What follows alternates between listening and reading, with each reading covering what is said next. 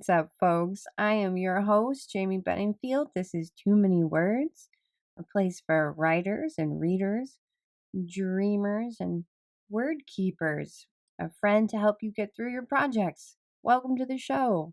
Thanks for clicking my way. Here's a 5-star review from Maximilian on iTunes.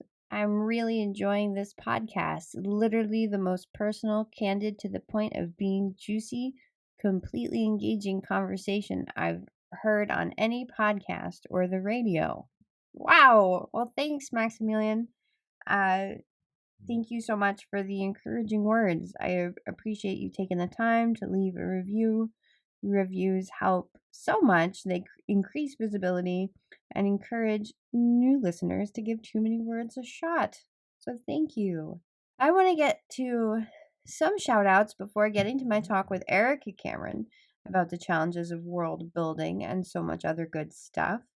Yes, and the talk is wonderful, and if I do say so myself, and I will share it with you in a minute.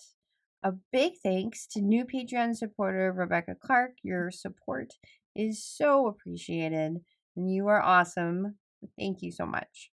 Also, Patreon supporters on all tiers now have access to the Too Many Words Discord channel, and I will be on there this Thursday and Friday from 1 p.m. PST to 4:30 p.m. PST.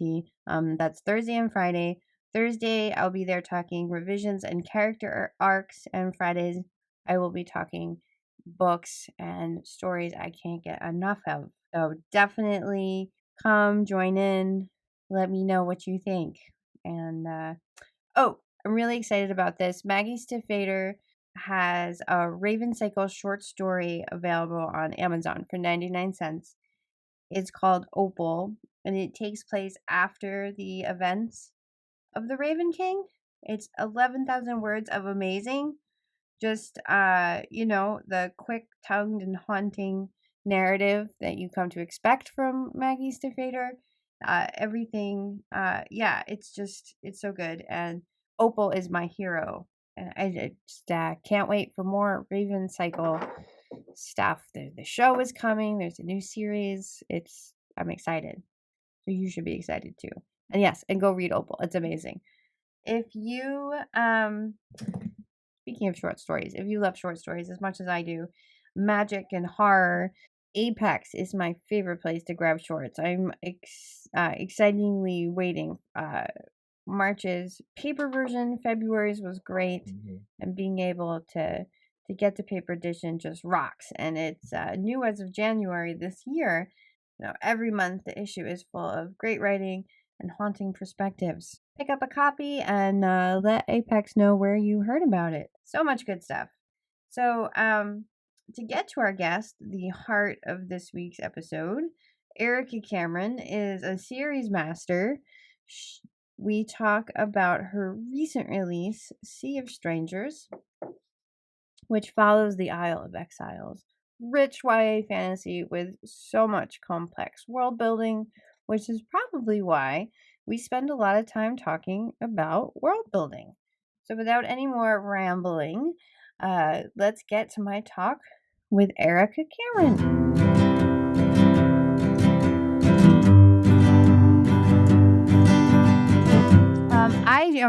I'm just loving your series.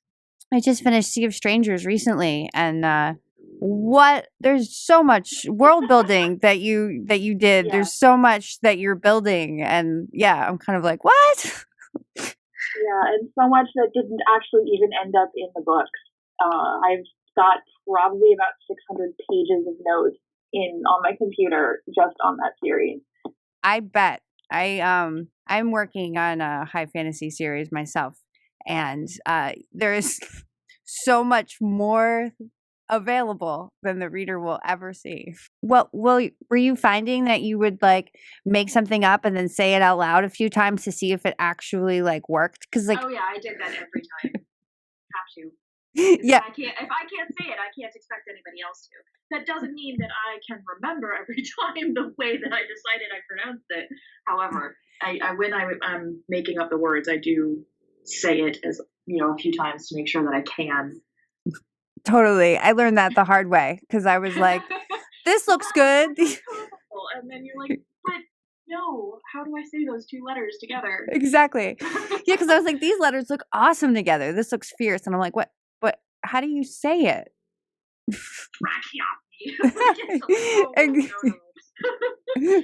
How can you pronounce that many T's together? I don't understand. You stutter it? Is that what I'm doing here? I don't understand. Yeah, it's not easy, but and I probably went overboard with the number of words, which is why we decided that glossaries were necessary. But what you made so much up.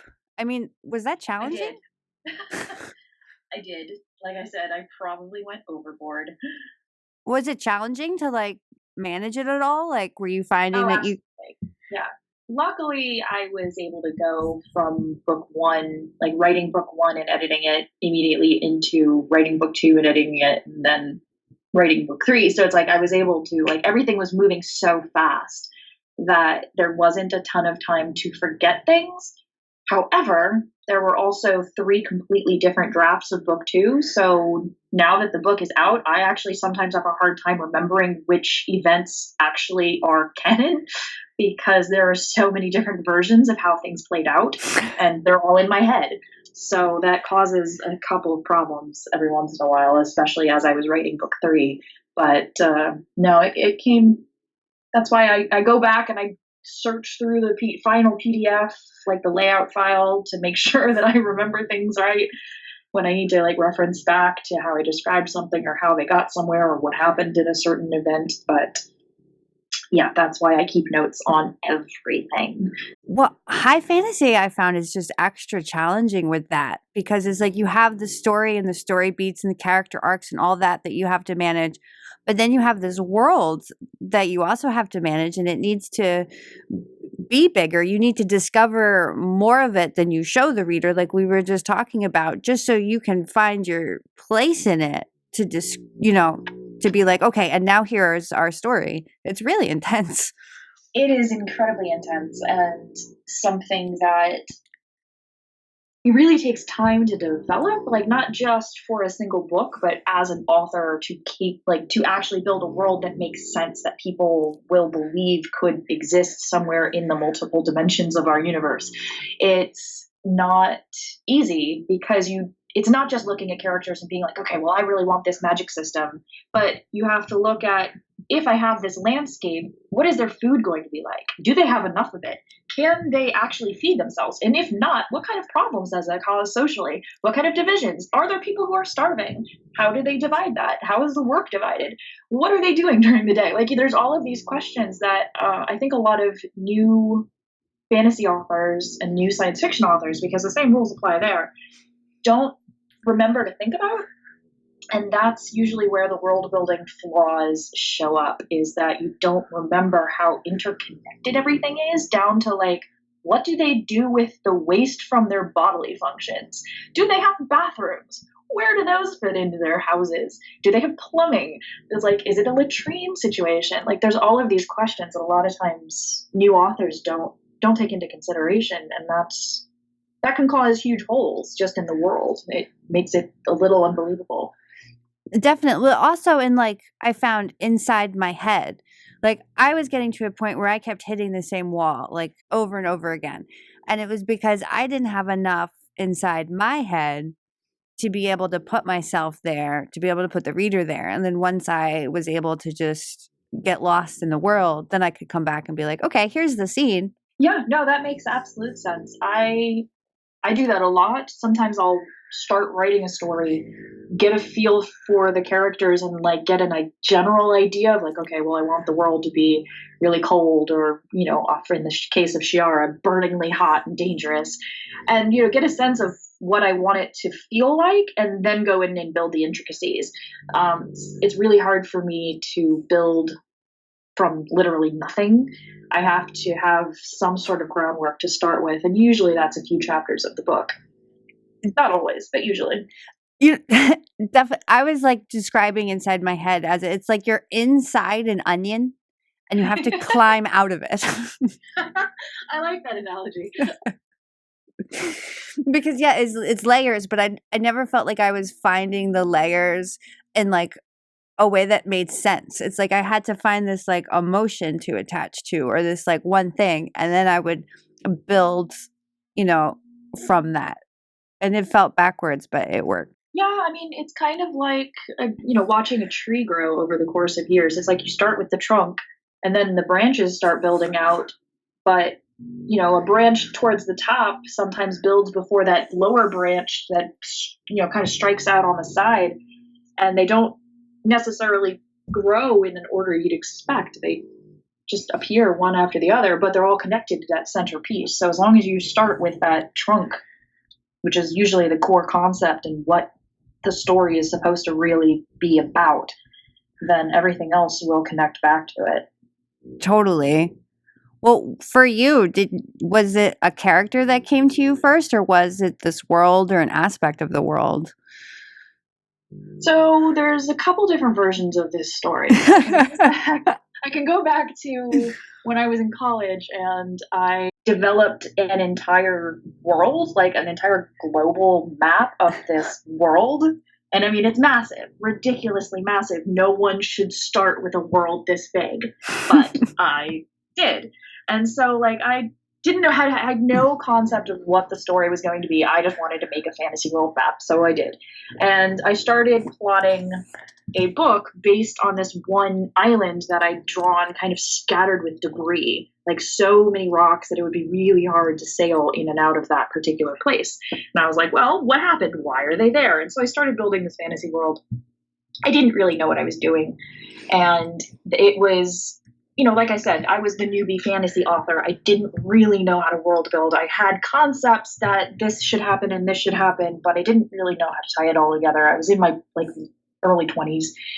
And so I eventually put it aside because I kept hitting those stumbling blocks and I didn't know how to plot right. And I was still learning how to build something that epic. And so eventually when I came back and I was just like, no, I'm going to write a fantasy novel. I need to write a fantasy novel. I love fantasy. It has to happen. And I wish I could remember the conversation that sparked this question, but this question was in my head about like, what would a world look like if aggression was normal and mercy was the weird thing that people do sometimes that you can't really explain? And so I started like world building literally, and I ended up with this landscape that was very Nevada desert-like, very rocky, very barren, red, love red. And I wondered, because I remember going to those cliff dwellings in like New Mexico and Arizona when I was a kid and being just fascinated, like, how did they do this? I don't understand, because I was like 6 at the time. And so they made a very vivid impression in my memory. And I was kind of baffled by the entire thing because I grew up in South Florida. There is nothing even remotely similar where I'm from. It just doesn't exist. And so I had this concept of like these houses carved out of stone for protection and this landscape. And so I was like, well, what if they wanted walls around them? And so they carved themselves into the center of a mesa. And so like this city built into the center of like this massive plateau started forming because there you go, natural walls. Once you carve out the center, that is like an unbreakable wall. Yeah. And so like bit by bit, the physical world came together. And then I started building the society. I was like, well, who would live here and what would their society look like?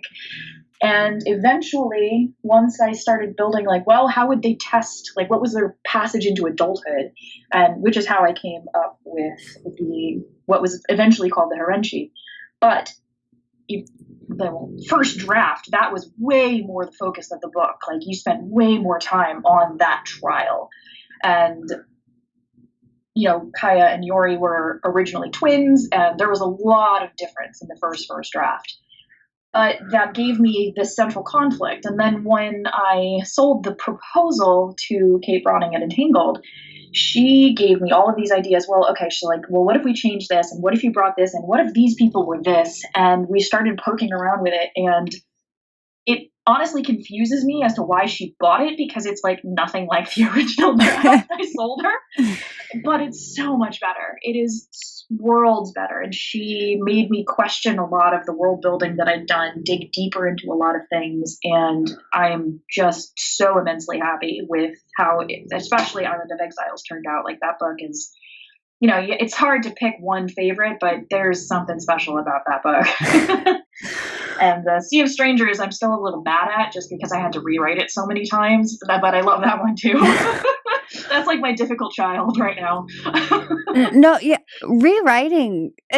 I just recently finished a massive rewrite, and now I'm going back and I'm looking at the details. But getting through like a rewrite where that like you're not keeping very many of the original words at all, that's hard. It's hard mentally to get through. It's exhausting. I've had to do it twice. I did it with my debut novel and then with Sea of Strangers. Just to show you, since Sea of Strangers was my 8th book, that writing really does not get any easier. I thought I was past that level of just scrapping it and starting over, but no, definitely not. Which is why I'm slightly behind schedule now. I think I finally caught up with myself, and the 3rd book in the series definitely will release this year, but I was... bless my editor for her patience. More than a little late on my edits. And so you found that second one then a lot more challenging than the first? Yeah, because there were a lot of things we were trying to avoid. We needed to introduce an entirely new segment of this massive landscape that I've given these characters, which meant that all of the same sort of world building that happened in book 1 needed to happen again on a different level, from an outsider's point of view, and we needed to do it without slowing the plot down or making it sound like my first draft did, like a history textbook. There were too many lessons about the world and like why things were the way they were, and I think I needed to do that just so that I better understood how the social dynamics of Ryoga worked. But you guys didn't need to read it, and my editor was smart enough to see that. Because it's like a few of my friends did read it, and they were like, "Oh no, this is really good." And then they read the final draft. They're like, "Oh wait, no, this is way better. Yeah. I'm so glad you did this instead." So it was interesting, and people who already were very invested in the first book probably would have enjoyed all of those like peeks into Ryogan society, but it wasn't necessary, and it didn't leave me in the right place when the book ended. And that was a major problem, because I was trying to write book 3 and getting nowhere. Like, I couldn't do it. I didn't know where to go. I was just like, I don't know what to do. And when my editor came back, she's like, "Well, that doesn't surprise me, because we need to rewrite this book. You're not ending it in the right place." And I was like, "Oh, well, that's good to know. I'm glad I didn't get too far into book 3. Oh man. Yeah, so book 2 was definitely a massive struggle, but if I'm remembering the correct draft, I'm really happy with how it ended up. I think it's a fantastic follow-up to Island of Exiles. Yeah, it's always hard with book 2, because especially when you're writing a trilogy, a lot of the times it's just a way to get you to the end. And there are a lot of series where book 2 just drags, because you're just like, well, did you really need to go into this much detail about these things? Because really, you're just trying to get them there. And this whole angsty bit in the middle didn't actually need to happen. And, and we wanted to avoid that as much as possible. Like, everything needed to feel necessary, like unavoidably necessary.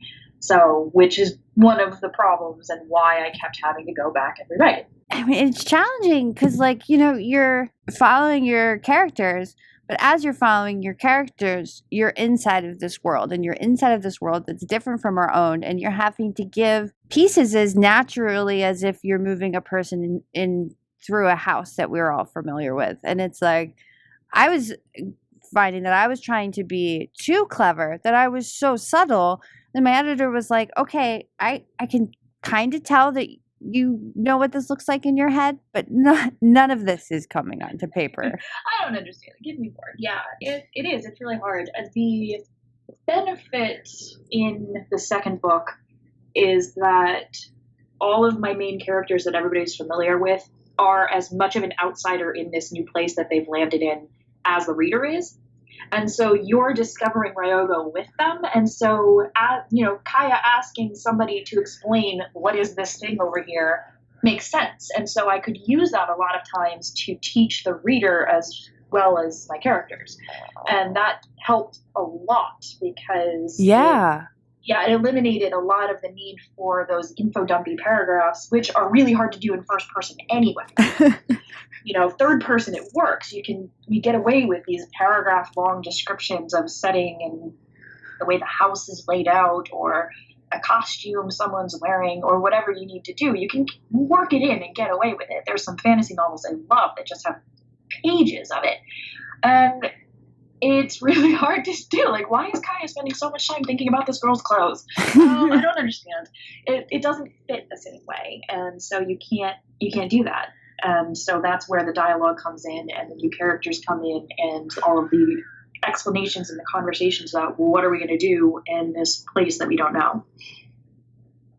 Do you have like a particular favorite as, the one that created, like as the creator, do you have a favorite part of this world that you... I think I really am deeply attached to certain aspects of the Seigen Saigami Society, because I was able to do with that city what I wish we were able to do here, where it's kind of, love as you will, and they're completely acknowledge the sex spectrum of like actual male, female, other. There is a whole bunch of variants there. I mean, the way that I was able to eliminate a lot of those prejudices that really are unnecessary, I wish that we could find a way to erase better than we have so far. So I'm really attached to that aspect of the world building. I really like that part. Yeah, I'm glad. And so far the response to that has been excellent. And I'm really glad that people who have been looking for themselves in a story like this are seeing it there. And, I'm asexual, so like I throw that into every single book. It's like, nope, there's going to be at least one in there somewhere. Find them, even if they're not the main character. Yeah, I don't know. I think that, and I'm also kind of ridiculously fond of my whole city inside of a mesa concept. That was one of the first things I developed on the island of Shiara, and I was just like, well, that's really cool. I'd like to see that in real life. So. I'm with you there. That's amazing. And I can tell, I mean, both those aspects that you mentioned that, you really love, I felt like I could see the love when I was reading it. It seemed like both you had so much world building to do that it was boggling my mind. Well, like I said, because I've been knee deep in high fantasy badness for the last year and a half. So I'm reading this and I was like, okay, this is somebody that understands my misery. It was a trial and error process. Like I said, I tried to write a fantasy novel in high school, and I realized, looking back on it, that it was basically thinly veiled Tamora Pierce fan fiction. And very poorly written fan fiction. And then I tried again after I had that fantasy map in college, I tried again and it just wasn't working. And so it's a trial and error process. You need to do it and fail and try again. And sometimes you try again with the same story. Sometimes you're attached to that one story and you try it in different skins until something fits. But sometimes you need to just give up a story and walk away because you have backed yourself into a corner there's no getting out of, which is basically what happened with previous versions of what I wrote. There is a part of me that would love to go back to that story I concocted in college, because technically it's set in the same universe as the Ryogan Chronicles series, but it would happen, I don't even know, 500 or 1500 years later. Oh, wow. Yeah, because there's hints in there. So if I ever want to do it, I could do it because I dropped just enough to connect it into the books. Very subtle mentions here and there that would just acknowledge the existence of this other region of the world and the people that live there. But it would, and I kind of want to go back and try again with that story, But I don't know. It depends on what happens with the series and how well it does, because if there's the interest, then I might. And if there's not, then that might just sit there and be in my head forever.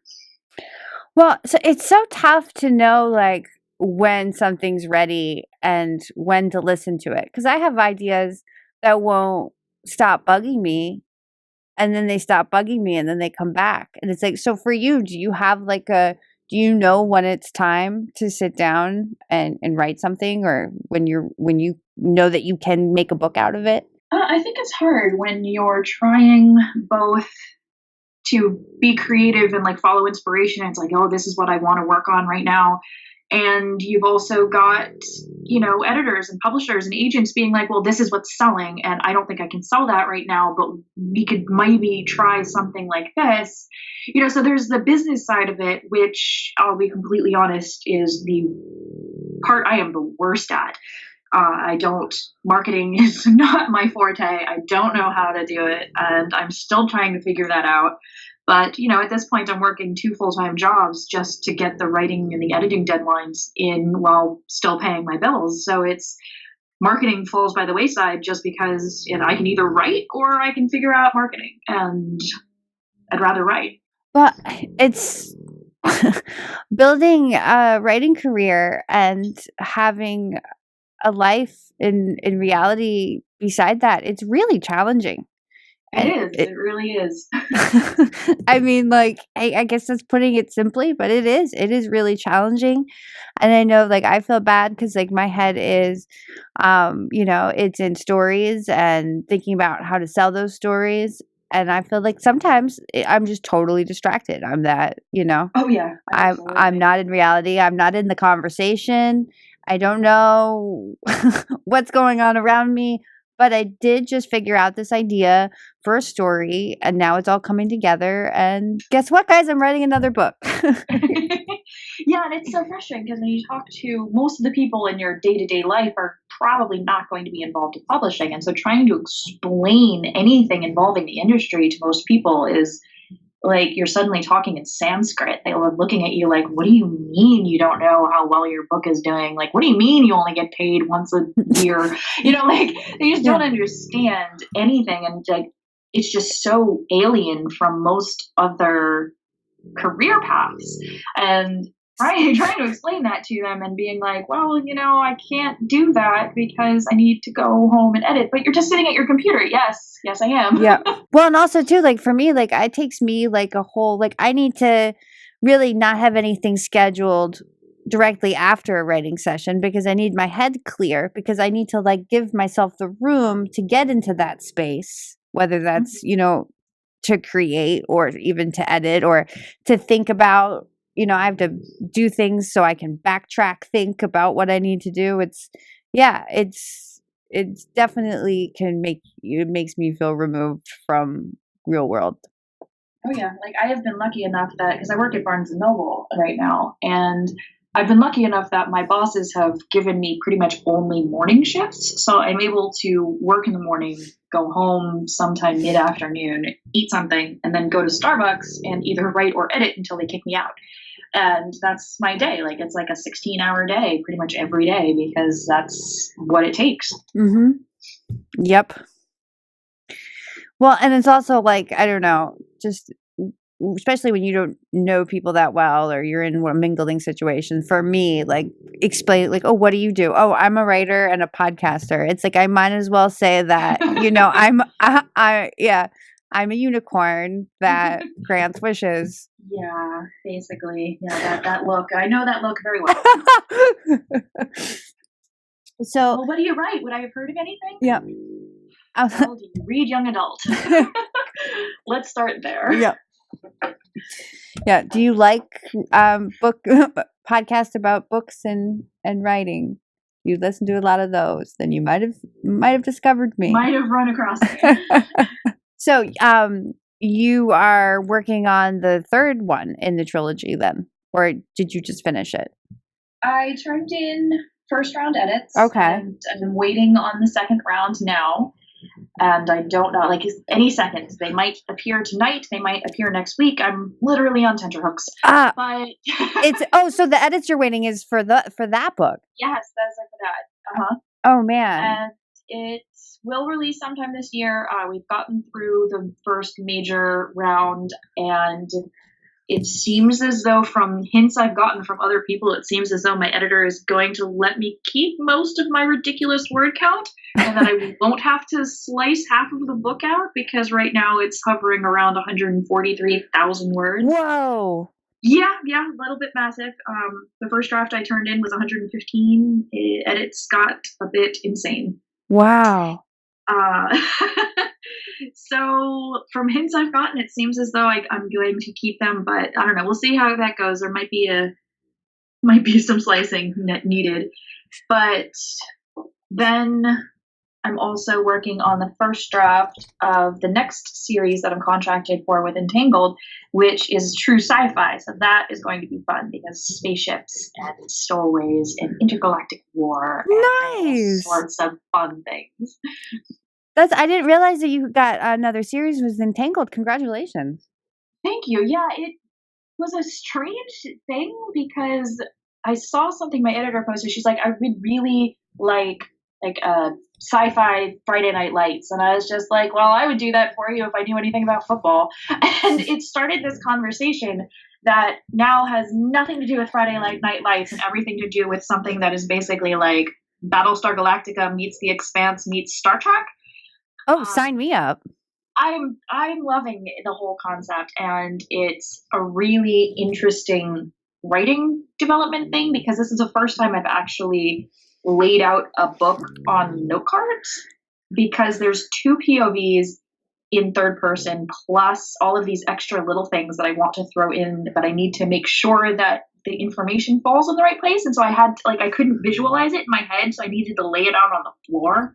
And so there were all of these like color-coded note cards covering my living room one day.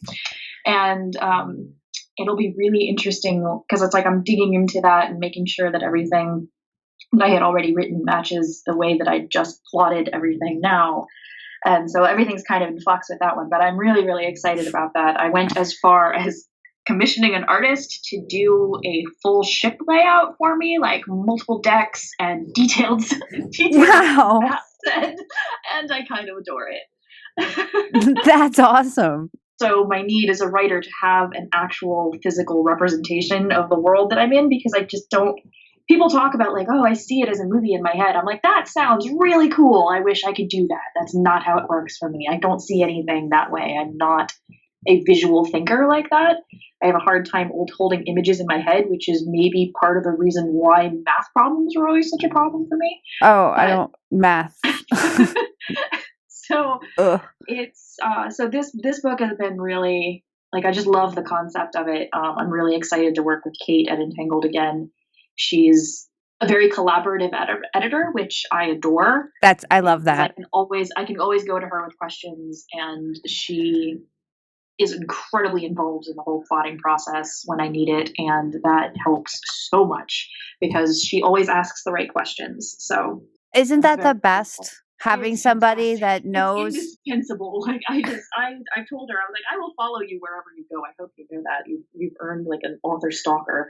If you ever change houses, like I will follow you.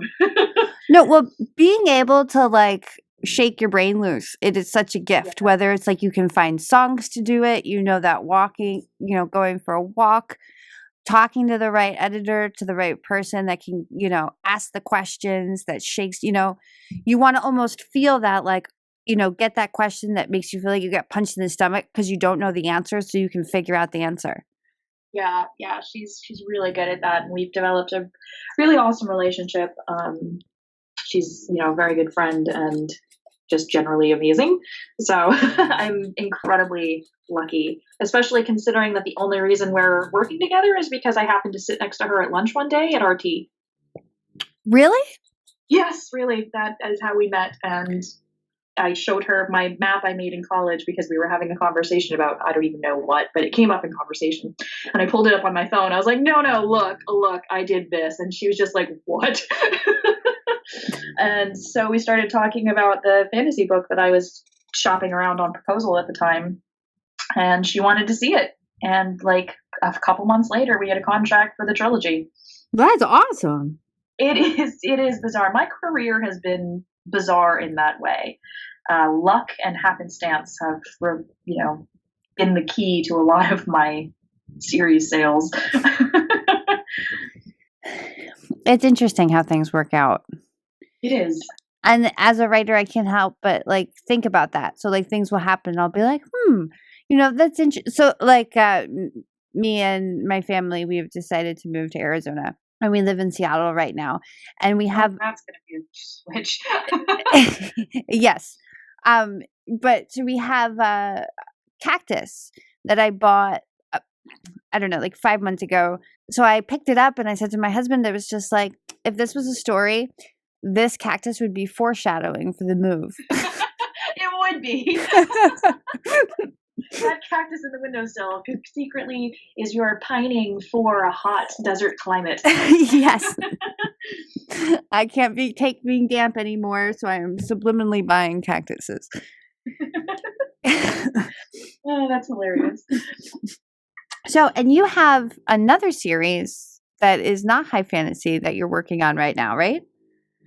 Did I read that? I have multiple series. Which one? I was going to say, okay, yeah. I feel like you're juggling multiple series right now.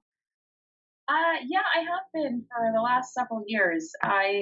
How is the conference that I told you I sold the Ryogan Chronicles at, I also sold the Assassin's duology at. And so for the last couple of years, I was writing both of those series at the same time. I would be like, turn in one draft, go work on the other one, turn in that one, get edits on the other one, like trading off books. And they were so different that it actually helped because there was no getting them confused. Luckily, like the Assassin's duology is a thriller. It's basically like my love letter to action movies, ridiculous, over the top scenarios, and impossible car chases and ridiculous number of explosions and gunfights and all of that sort of stuff. Because I love if there's a decent amount of explosions and the acting is decent and the plot doesn't have too many holes, like I'm fine. I'm entertained. That's all I ask for from an action movie. And these are my 2 action movie books. And before that, I was working on a paranormal series. My debut series was a paranormal series with Spencer Hill, which has kind of stalled out. So I don't know what will happen with the last 2 books that were initially planned for the series. And I'm still in the middle of co-authoring a contemporary series that is kind of companion standalones with my friend Lonnie Woodland. And I love those books, and I feel so bad for her because she has been so patient with me, even though we've had the 3rd book in that series written for about 2 years now, and I have not finished editing it because of all my contracts. And she has not defriended me and gone off to work with somebody else, and I adore her for that. But those books are a lot of fun, but pure contemporary, set on an island that we created off the coast of Laguna Beach, California. Ooh. Yeah, they're a lot of fun. It follows a group of guys through their senior year of high school, but each one is kind of like those romance novels in like adult do, like the brothers of. It's these 5 guys, and so each one is their book, and the stories are not connected, but they are a little bit. That you get all the same characters, and you get to see how the relationship from the first book develops through the rest of the year, and it's a lot of fun. I love those guys to death. They're adorable, and I want more of them. Because there's going to be 5 eventually. Right now, there's only 2. The 3rd one will be out as soon as I get enough breathing room to go back and edit it, because they're self-published, so I have to fit them in around the stuff that I'm contracted for. Totally. With the rest of my publishers. And so the 3rd one will be out as soon as I finish editing it, and there's going to be 2 more in the series, and then that will be complete. So yeah, I jump all over the place. How do you manage like characters and all that in your head? Like, do you have like playlists, like music that you jump to, or how do you switch from project to project? I usually, depending on how long it's been since I've been in that world, I'll usually go back and reread pieces of the previous book. I don't tend to listen to music when I write because I used to be like musical theater and dance and all that sort of stuff. So music to me, especially if it has lyrics, is way more active. Like I can't keep myself from like singing along and all this sort of stuff. And so it distracts me more than it helps focus me on anything. Interesting. I sometimes put lyricless stuff in the background, or more often I'll be sitting at like Starbucks and like the white noise of just people kind of coming and going is enough to fill in the just silence that would otherwise force me to like feel like I need to do something else to like make noise. But yeah, other than that, I tend to look through all because I have notes on all of these series. So I'll look through the notes. I have character lists that contain identifying information and things to remember. I have the old books. In the case of the Laguna series, I have my co-author who will remind me of all the things I've forgotten in the time since the last time we worked on anything. So it depends on the project, but a lot of times it involves going back to the beginning and kind of just reading through until like, okay. And I do try to leave myself notes in like chapters that you wanted to do this here, just because I don't count on my own memory to be very reliable.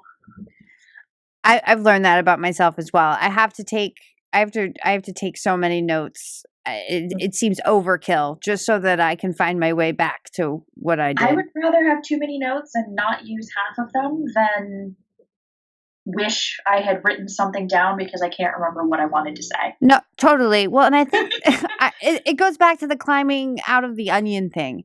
It's like I need something to visualize in order to. It's all about jumping on the stones. I realized I went from onion to jumping on the stones, but yeah, I was gonna just leave it. Are we talking stepping stones like across a river? Is that what we're doing? I think that's what I just jumped there. Yes, I'm out of the onion and I'm skipping yes, on. The onion is on the side of a river, and now we're crossing the river on stepping stones. That's right. Erica, can you tell everybody where they can find you? Yeah, everything online, all my social media as well as my website is all by Erica Cameron, BYERICA Cameron.com, or at Twitter, Instagram, Facebook, pretty much all of the places. I tried to keep it the same to make it a little bit more simple on me and you. That's awesome. Well, thank you so much for taking the time and coming on the show. This was so much fun talking to you. Absolutely, anytime. That wraps it up for now. Thanks for tuning in. Join the conversation on Twitter at Me Bedingfield, at Too Many Words Pod. Same names on Facebook. Go to my site for episodes, info about me, and my words, tmwpod.com. Hop over to patreon.com/too many words and pledge your support to this show and unlock exclusive goodies like the weekly mini episodes every Friday. First one went out last week, and I'm excited to share this week's one. So definitely check that out. Be a rock star and leave a review. Go to the site, app, wherever you listen to me, and drop some feedback. I read all 5-star reviews on the show. Your support, it rocks. And I'll talk to you next week with Lauren Barrett's Logstead. Zombies will be discussed. Happy reading. Good luck writing. Dance with those revisions. Have a snack and be kind. Until next time, over and out.